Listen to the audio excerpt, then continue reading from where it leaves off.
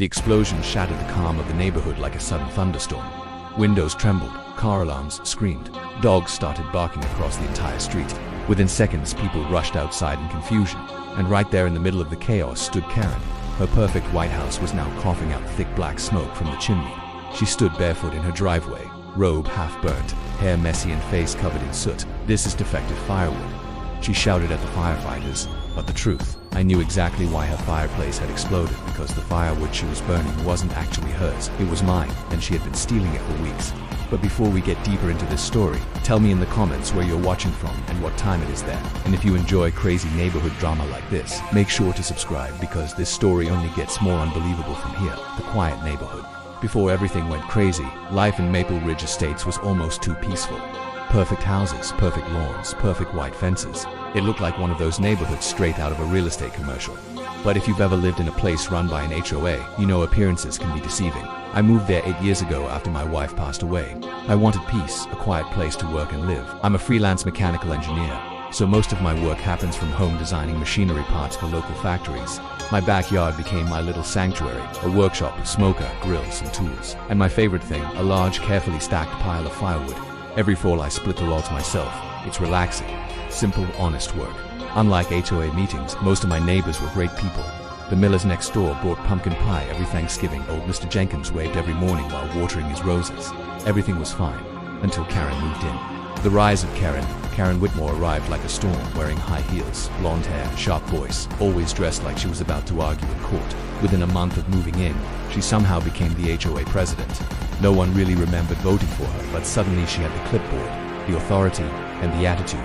Karen loved three things more than anything: power, rules, and telling people they were wrong. She patrolled the neighborhood daily like a self-appointed sheriff, measuring grass height with a ruler, taking photos of mailboxes, sending warning letters about trash bins being visible for too long. One afternoon, she knocked on my door holding a clipboard.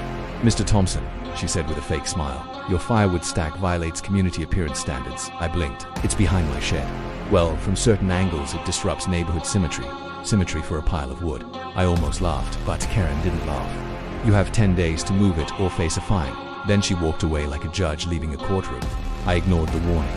I simply stacked the wood a little neater. That should have been the end of it. But with Karen, it never is. The firewood starts disappearing. A week later, I noticed something strange. My woodpile looked smaller. At first I thought maybe I miscounted, but I always keep track.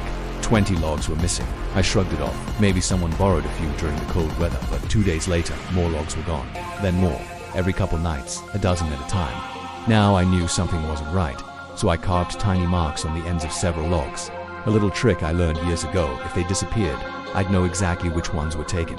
That night, around 11:30 p.m., the motion light in my backyard suddenly turned on. I rushed to the window, but I only saw a shadow slipping out of my gate. The next morning, 4 marked logs were gone. And something else caught my attention. Footprints in the grass, high heels. There weren't many people in Maple Ridge walking around at midnight in high heels. Actually, there was only one: Karen. The shocking discovery. The next afternoon, I drove past her house, and through her front window, I saw it, my firewood, the same carved marks, stacked neatly beside her fireplace. She was burning the same wood she fined me for owning. That's when I realized something about people like Karen. Arguing with them doesn't work, logic doesn't work, but karma always works. So instead of confronting her, I started planning, because if Karen wanted my firewood so badly, I was going to make sure she never forgot the experience. The plan. First, I installed security cameras around my backyard, 2 small ones, hidden perfectly. 3 nights later, I caught her, clear as day. Karen walked into my yard at 12:14 a.m. carrying a flashlight. She loaded my logs into her SUV like it was completely normal. And then she said something quietly to herself: "He won't notice." I smiled while watching the footage. "Oh, Karen, I noticed." And now phase 2 could begin. Engineering karma. I went into my workshop and started working. After 30 years as a mechanical engineer, you learn how to build things creatively. I crafted a few hollow logs from scrap oak. From the outside they looked completely normal, but inside, I placed a small amount of black powder. Nothing dangerous, just enough to create a loud pop and smoke if burned. Think fireworks, harmless but dramatic.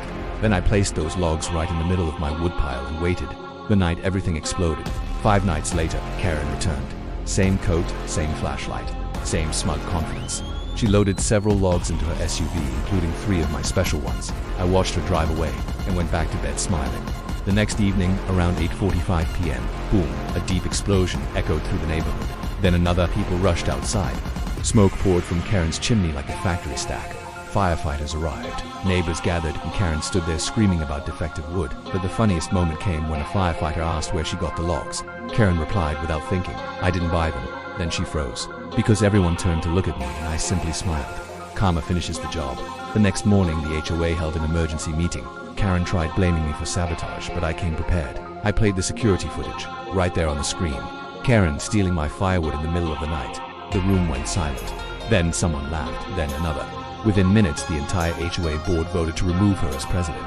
Karen stormed out furious. 2 weeks later, she moved away, and Maple Ridge finally became peaceful again. The lesson: sometimes justice isn't loud. Sometimes it's quiet, patient, waiting for the perfect moment.